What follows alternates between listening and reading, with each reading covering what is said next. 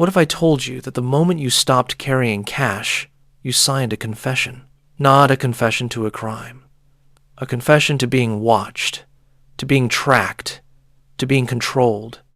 The kind of confession that would make a 1950s communist interrogator weep with envy, because you did it willingly. You did it for convenience. You did it because they told you it was safer. And now, in the cold light of 2026, you can't remember the last time you bought something without leaving a digital fingerprint, without telling someone, somewhere, exactly what you wanted, exactly when you wanted it, and exactly how desperate you were to have it. This isn't a story about money. Money's just paper. This is a story about the last thing they haven't taken from you yet.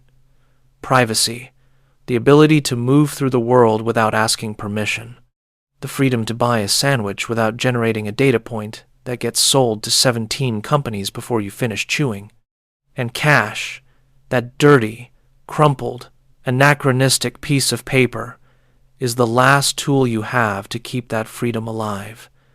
But they're coming for it. They've been coming for it for decades. And if you don't understand why, you'll hand it over with a smile. Let me take you back to a moment that changed everything. A moment most people don't know about. A moment buried in the dusty archives of financial history, because nobody wants you to remember what happened. The year is 1933. The place is the United States of America, still reeling from the greatest economic collapse in modern history. Banks are failing. People are starving. And the government, desperate to regain control, does something that seems unthinkable today. They make it illegal to own gold. Not illegal to steal gold. Illegal to own it. Executive Order 6102, signed by Franklin Delano Roosevelt, forces every American citizen to turn in their gold coins, their gold bullion, their gold certificates, and accept paper dollars in return at a fixed rate, $20.67 per ounce. No negotiation, no appeal. Turn it in, or face 10 years in prison and a $10,000 fine. Think about that for a moment. The government reached into your pocket and took the thing that held value for 5,000 years, the thing that survived empires, revolutions, and wars, the thing your grandfather buried in the backyard because he didn't trust banks, and they replaced it with a promise, a piece of paper that said, "Trust us, this is worth something, we say so." But here's where it gets interesting. Here's where the real crime happens. Once the government collected all that gold, once they had it locked away in vaults in Fort Knox and the Federal Reserve, they changed the price. In 1934, just months after forcing citizens to sell at $20 per ounce, they revalued gold to $35 per ounce, a 69% increase overnight. The government bought low, sold high, and the American people got robbed in broad daylight. Legal robbery, the kind that doesn't require a mask or a gun, just a signature and a printing press. Now, you might be wondering what this has to do with cash. What does a gold confiscation in the 1930s have to do with your credit card in 2026? Everything. Because what they did with gold then, they're doing with cash now. Same playbook. Different decade. Same lie. Different lipstick. The lie goes like this. Cash is dangerous. Cash is dirty. Cash spreads disease. Cash funds criminals, terrorists, drug dealers, tax evaders, and every other boogeyman they can conjure from the shadows. Cash is the enemy of progress, the enemy of efficiency, the enemy of safety. And so, for your own good, for the good of society, we need to phase it out. We need to move to a digital system, cashless, frictionless, seamless, a world where every transaction is recorded, monitored, and approved by the invisible hand of the algorithm. They sell it as convenience. They sell it as security. They sell it as the future. But what they're really selling is control, total control, the ability to see everything you buy, everywhere you go, everyone you pay, the ability to cut you off if you step out of line, the ability to freeze your account, deny your transaction, flag your behavior, and make you disappear from the economy with a keystroke. Sound paranoid? Let me tell you about Canada. February 2022. The trucker protests. Thousands of truck drivers blockade the capital, Ottawa, protesting vaccine mandates. The government doesn't send in tanks, doesn't send in soldiers. They do something far more efficient. They freeze bank accounts, not the accounts of convicted criminals, not the accounts of people who've had their day in court, the accounts of protesters. And not just the protesters themselves, the accounts of people who donated $20 to support them. Crowdfunding platforms, payment processors, banks, all of them weaponized overnight. No trial, no jury, no due process, just a list of names and a digital switch flipped to off. Imagine waking up one morning and your debit card doesn't work. You go to the ATM, declined. You try to buy groceries, declined. You call the bank. They tell you your account has been frozen pending investigation. Investigation of what? Doesn't matter. You donated to the wrong cause. You associated with the wrong people. You said the wrong thing online. And now you're economically erased. You have money, but you can't access it. You're not in jail, but you can't buy food. You exist, but only as a ghost in the machine. This is the world they're building. A world where money isn't a thing you hold. It's a permission you're granted. And permissions can be revoked. Now let's go back further. Let's go back to the moment this machinery was first assembled. The 1950s. Post-war America. The golden age of suburbs, television, and consumer credit. This is when they figured out how to make debt feel like freedom. How to convince an entire generation that borrowing money to buy things you don't need was the same as prosperity. Before World War II, most Americans paid cash for everything. You saved up, you bought, you owned. If you couldn't afford it, you waited. Credit existed, sure, but it was rare. It was for businesses, for property, for serious things, not for toasters and televisions. But after the war, something shifted. The economy needed to grow. Factories built to produce tanks and bombers needed to produce something else. Refrigerators, cars, washing machines. But there was a problem. People didn't have the money to buy all this stuff. The solution? Make it so they didn't need the money.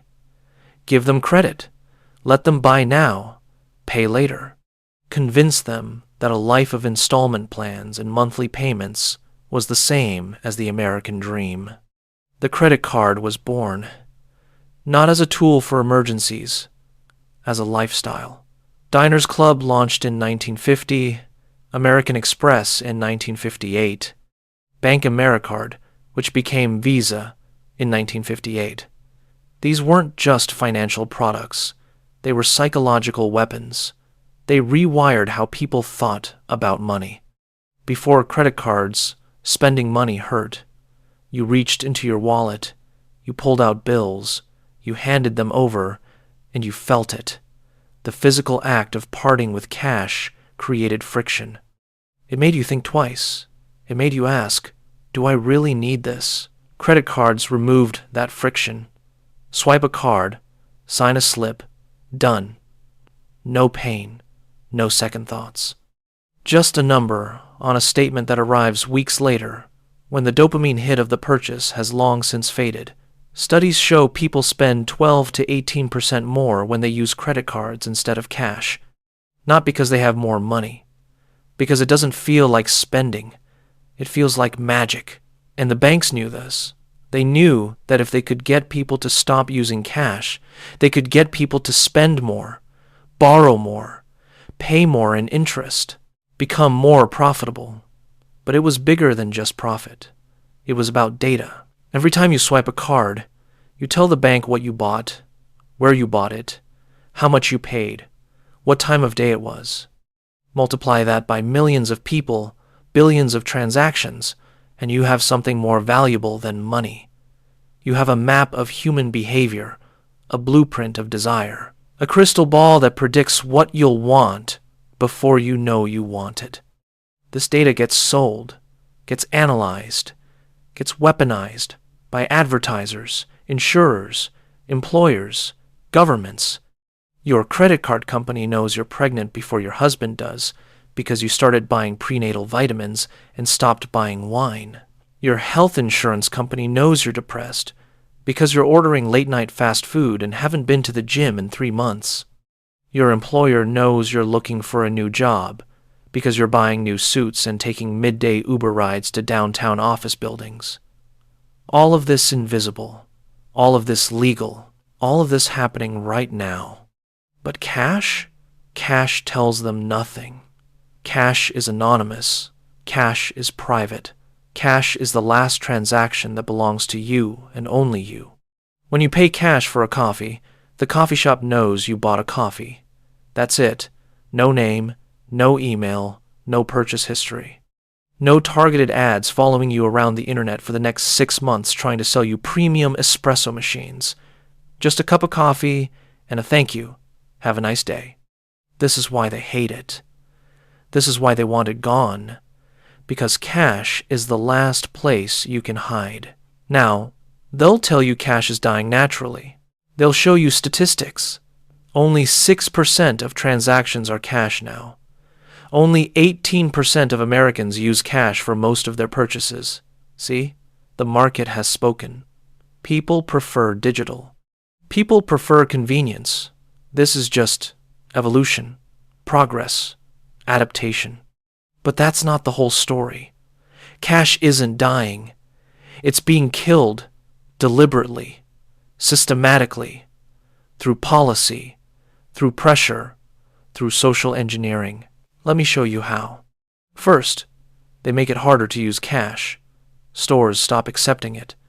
Parking meters go digital only. Toll roads eliminate cash lanes. Vending machines take cards but jam on coins. Airlines charge you extra to pay cash. Hotels require a card on file even if you want to pay cash. Restaurants add surcharges for cash payments, flipping the script entirely, because for 50 years it was credit cards that cost extra. Now paying with actual money is the inconvenience fee. They manufacture friction where none existed before. They make you feel like a dinosaur for wanting to use physical currency. They make you stand in the longer line, deal with the annoyed cashier, explain yourself like you're trying to pay with seashells and beads. Second, they eliminate large bills. The European Union stopped printing 500 euro notes in 2019, called them bin Ladens because they mostly funded terrorism, apparently. The United States hasn't printed bills larger than $100 since 1969. Some economists openly call for eliminating the $100 bill next. Then the 50, then the 20. Death by 1,000 cuts, or in this case, death by a dozen denominations. If the largest bill is a 10, suddenly carrying enough cash to buy anything significant becomes physically impractical. Try buying a used car with $10 bills. Try paying rent. Try doing anything that requires more than grocery money, and you're forced back into the digital system. Third, they criminalize it. Not officially, not with laws that say cash is illegal. Too obvious, too Orwellian. Instead, they create laws that make using cash suspicious. Deposit more than $10,000 in cash? The bank files a suspicious activity report with the federal government. Doesn't matter if the money is legal. Doesn't matter if you can prove where it came from. The act of using large amounts of cash is itself suspicious. You're guilty until proven innocent. And even if you're proven innocent, you're now in a database. You're now on a list. You're now someone to watch. They call this civil asset forfeiture. Police can seize your cash if they suspect, not prove, but suspect that it's connected to criminal activity. You don't get charged with a crime. Your money does. The case isn't State versus John Smith, it's State versus $12,345 in U.S. currency, and your money doesn't have constitutional rights. It can't defend itself. The burden of proof flips. You have to prove the money is innocent. Good luck with that. Meanwhile, the police department that seized it gets to keep it, gets to buy new squad cars, new equipment, fund their budget. Perverse incentive doesn't even begin to cover it. Between 2001 and 2014, law enforcement seized over $20 billion in cash from people who were never charged with a crime. $20 billion. Not from drug lords, not from cartel kingpins, from ordinary people carrying cash on road trips, carrying business proceeds, carrying savings they didn't trust to banks. Money seized at traffic stops, at airports, at bus stations, taken, gone. And most people never get it back because hiring a lawyer to fight the seizure costs more than the amount seized. This is the war on cash, fought in the shadows, justified with platitudes about safety and security, enforced with bureaucracy and intimidation. And it's working. But let's talk about what happens when they win. Let's talk about the end game. China's already there. They're not hiding it. They're proud of it. Social credit system fully operational. Your ability to spend money tied directly to your obedience. Jaywalk? Minus points. Criticize the government online? Minus points. Associate with someone who has low points. You guessed it. Minus points. Fall below a certain threshold and suddenly you can't buy plane tickets. Can't get loans. Can't send your kids to good schools. Can't do anything except exist in the lower tier of society, branded as untrustworthy, quarantined from opportunity. And it works because everything is digital. Every transaction tracked. Every purchase approved or denied based on your score. No cash means no escape. No way to buy a bus ticket out of town without permission. No way to pay someone to help you without that person's score also dropping. You're trapped in a digital cage, and the bars are made of ones and zeros. You think that can't happen here. It's already starting. Payment processors like PayPal, Venmo, banks, they all have terms of service that let them close your account if they don't like what you're doing. Not illegal things, things they don't like, politically inconvenient things, socially unacceptable things. Support the wrong politician? Banned. Donate to the wrong cause? Banned. Say the wrong thing on social media? Banned.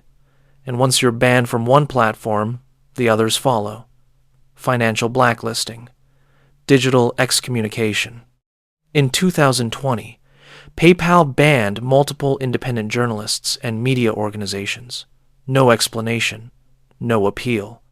Just, you violated our terms of service. Account closed. Funds held for 6 months. Guilty of journalism, apparently.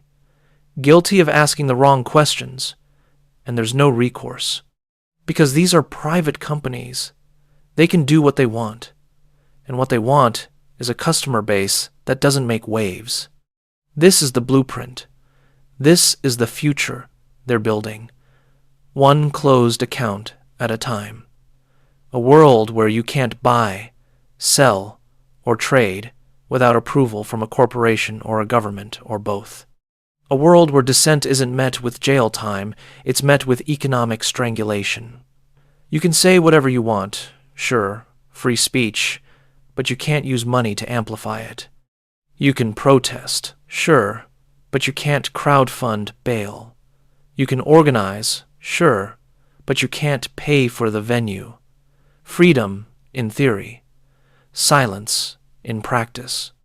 And the only defense against this, the only tool that still works outside their system, is cash. Stupid, outdated, inefficient cash. The bill in your pocket that doesn't need Wi-Fi, doesn't need a charged battery, doesn't need permission, doesn't need anything except 2 people who agree it has value. So what do you do? How do you fight a system that controls the infrastructure of money itself?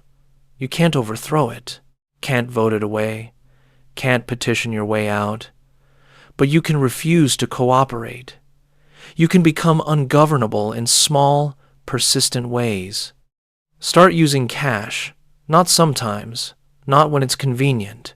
Default to cash. Make it your first choice, not your last resort. Yes, it's harder. Yes, it's annoying. Yes, you'll get eye rolls from cashiers and sighs from people behind you in line. Good. Friction is the point. Friction makes the system visible, makes people ask questions, makes them remember that this didn't used to be difficult. Withdraw cash regularly, not huge amounts that trigger reports. Just normalize it. $100 a week, $200, whatever you can. Keep it in your wallet, keep it at home. Not hidden in a mattress like some paranoid prepper fantasy. Just accessible, just real, physical money that exists outside the ledger, outside the network, outside the algorithm. Spend it everywhere you can. Farmers markets, small businesses, coffee shops, independent bookstores, places where cash is still welcome. Places that don't have the profit margin to pay 3% to Visa on every transaction. Places run by humans who remember what money used to mean. And when you pay cash, mention why, not in a preachy way. Not like a conspiracy theorist, just casual. Just, I prefer cash, keeps things private, plant seeds, remind people this is an option. Support businesses that accept cash. Boycott businesses that don't. If a store puts up a no cash sign, walk out. Tell them why. Write a review. Make noise. They think going cashless is cost effective? Make it expensive. Make it controversial. Make it something they have to defend. Teach your kids about cash. This sounds trivial, but it's not. An entire generation is growing up thinking money is just numbers on a screen. They've never felt the weight of bills in their hand. Never counted change. Never understood that spending money should feel like something. Give your kid $20 in cash and send them to buy lunch. Let them hand over the money. Get change back. Feel the transaction.